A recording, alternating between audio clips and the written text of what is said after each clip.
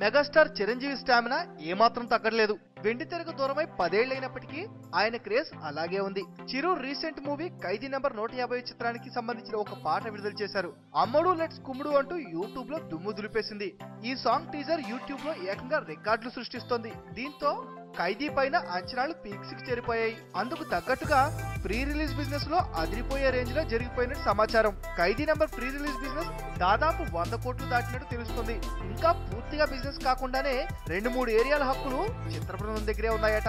మొత్తానికి మెగాస్టార్ మళ్ళీ తన హవా కొనసాగిస్తున్నాడు అంటున్నారు. కానీ ఒక పక్క సినిమా హిట్ అయిన 100 కోట్లు రాని ఈ టైంలో కోట్లు కుమ్మరించి రైట్స్ తీసుకున్న వారు ఎవరు అంటే మాత్రం ప్రశ్నార్థకంగానే కనబడుతుంది.